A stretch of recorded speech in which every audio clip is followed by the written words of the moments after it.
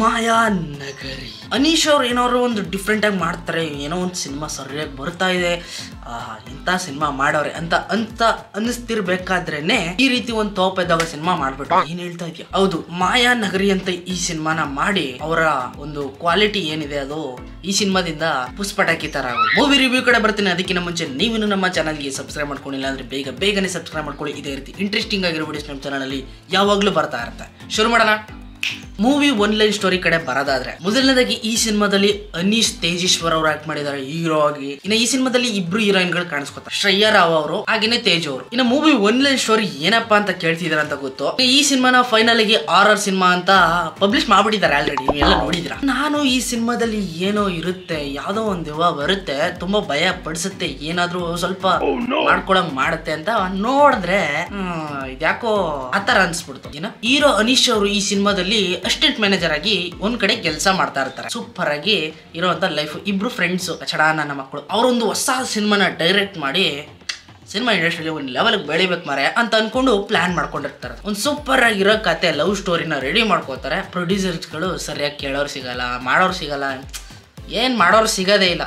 ಇದೇ ಗ್ಯಾಪ್ ಅಲ್ಲಿ ಒಂದು ಸಣ್ಣದಾಗ ಲವ್ ಆಗುತ್ತೆ, ಅದು ಬಂದು ಹಂಗೆ ಹೋಗ್ಬಿಡ್ತದೆ. ಅದನ್ನ ಕಣ್ಣು ತುಂಬಾ ನೋಡ್ಬಿಟ್ರೆ ನೀವು ಅಬ್ಬಬ್ಬ ಎಂತ ಲವ್ ಸ್ಟೋರಿ ಅಂತ ಅಲ್ಲೇ ಮೂರ್ಛೆ ಹೋಗ್ಬಿಡ್ತೀರ. ಯಾವ ಸ್ಪೀಡಲ್ಲಿ ತೋರಿಸಿದಾರೆ ಅಂದ್ರೆ ಇವತ್ ಮದ್ವೆ, ನಾಳೆದು ಅದು, ಆ ತರ ತೋರಿಸ್ಬಿಟ್ಟವ್ರೆ. ಏನ್ ಇಷ್ಟಿಷ್ಟು ಬೇಗ ಈ ತರ ಅಂದ್ರೆ ನನ್ಗೆ ಅರ್ಥ ಆಗ್ತಾ ಇತ್ತು ಮೇನ್ ಪಾಯಿಂಟ್ ಗೆ ಹೋಗೋದಕ್ಕೆ ಅವರು ಇದನ್ನೆಲ್ಲ ಬೇಗ ಮುಗಿಸ್ತಾ ಇದಾರೆ ಅಂತ. ಸೊ ಇವೇನು ಬೇಡ, ನನ್ಗೆ ಏನು ಬೇಡ, ಎಲ್ಲದ್ರಲ್ಲಿ ಫೇಲ್ ಆಗಿದ್ದೀನಿ, ನಾನೊಬ್ಬ ಯೂಸ್ಲೆಸ್ ಅನ್ಕೊಂಡು ಆತ್ಮಹತ್ಯೆಗೆ ಪ್ರಯತ್ನಿಸ್ಬಿಡ್ತಾನೆ. Heart attack ಆಗ್ಬಿಡ್ತಲ್ಲೇ. ಅದರಿಂದ ಹೆಂಗೋ ಬದುಕಿ ದೊಡ್ಡ ವ್ಯಕ್ತಿ ಹತ್ರ, ಎತ್ತರವಾಗಿರೋ ವ್ಯಕ್ತಿ ಹತ್ರ ಸಿಕ್ಕಿ ಅವರೊಂದು ಸಲಹೆನ ಕೊಡ್ತಾರೆ. ಆ ಸಲಹೆನ ಇಟ್ಕೊಂಡು ಅವ್ನು ನೆಕ್ಸ್ಟ್ ಏನ್ ಮಾಡಕ್ ಹೋಗ್ತಾನೆ, ಏನೇನೆಲ್ಲ ಮಾಡ್ತಾನೆ, ಎಲ್ಲೆಲ್ಲಿ ಸಿಗಾಕೊಂಡು ಏನೇನೆಲ್ಲ ಚಿತ್ರಹಿಂಸೆ ಅಲ್ಲ, ಅಹಿಂಸೆನೂ ಅಲ್ಲ, ಸ್ವಲ್ಪ ಪ್ರಾಬ್ಲಮ್ಸ್ಗಳನ್ನ ಹೆಂಗ್ ಫೇಸ್ ಮಾಡ್ತಾನೆ ಅನ್ನೋದನ್ನ ನೀವು ಥಿಯೇಟರ್ ಅಲ್ಲಿ ನೋಡ್ಲೇಬೇಕು. ಯಾಕಂದ್ರೆ ಲೈಟ್ ವೆಯ್ಟ್ ಆಗಿದೆ ಸಿನಿಮಾ, ನೀವು ಆ ಲೆವೆಲಲ್ಲಿ ಎಕ್ಸೆಪ್ಟೇಷನ್ ಇಟ್ಕೊಂಡು ಹೋಗುವಂತ ಸಿನಿಮಾ ಅಲ್ಲ. ಹಾಗೇನೆ ಈ ಸಿನಿಮಾ ನಿಮ್ಗೆ ಸ್ವಲ್ಪ ಡಿಸಪಾಯಿಂಟ್ ಮಾಡೋದು ಕೂಡ ಹೌದು. ಮೊದಲನೇದಾಗಿ ಈ ಸಿನಿಮಾದಲ್ಲಿ CGI ನ ಯೂಸ್ ಮಾಡಿದ್ದಾರೆ. ನಾವುಗಳು ಯಾವ ರೀತಿ ಒಂದು ಎಡಿಟ್ ನ ಮಾಡ್ತಿರ್ತೀವಿ ಅದಕ್ಕಿಂತ ತುಂಬಾ ಕೀಳಾಗಿ ಈ ಸಿನಿಮಾದಲ್ಲಿ ಎಡಿಟ್ ನ ಮಾಡಿದ್ದಾರೆ.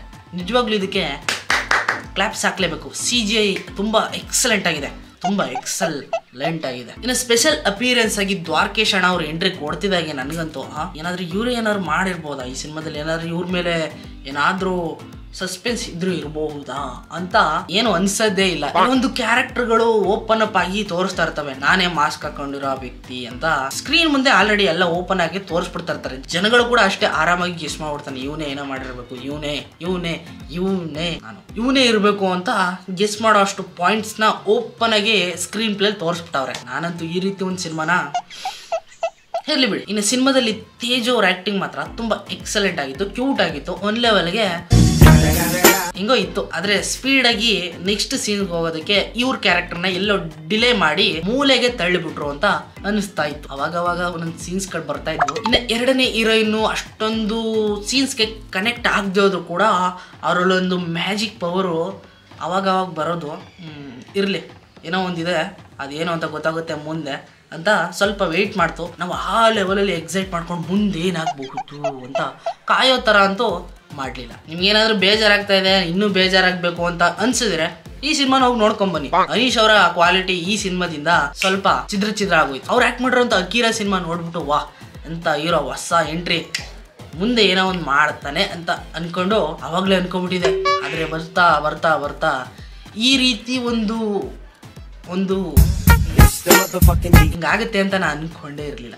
ಸೊ ಮೂವಿ ನೋಡಿದ್ರೆ ನಿಮ್ಗೆ ಏನ್ ಅನ್ಸ್ತು ಅನ್ನೋದನ್ನ ಕಮೆಂಟ್ ಮಾಡಿ ಕಾಯ್ತಾ ಇರ್ತೀನಿ. ಐ ಹೋಪ್ ನಿಮ್ಗೆ ವಿಡಿಯೋ ಇಷ್ಟ ಆಗಿದೆ ಅಂತ ಅನ್ಕೊಂಡಿದ್ದೀನಿ. ಇಷ್ಟ ಆಗಿದ್ರೆ ಪ್ಲೀಸ್ ಲೈಕ್ ಮಾಡಿ, ಶೇರ್ ಮಾಡಿ, ಕಮೆಂಟ್ ಮಾಡಿ. ಇದೇ ರೀತಿ ವಿಡಿಯೋಸ್ಗಾಗಿ ನಮ್ಮ ಚಾನಲ್ನ ಸಬ್ಸ್ಕ್ರೈಬ್ ಮಾಡಿ. ಮುಂದಿನ ವಿಡಿಯೋದಲ್ಲಿ ಸಿಗ್ತೀನಿ. ಅಲ್ಲಿವರೆಗೂ ಕಾಯ್ತಾರೆ. Keep watching. ಬಾಯ್.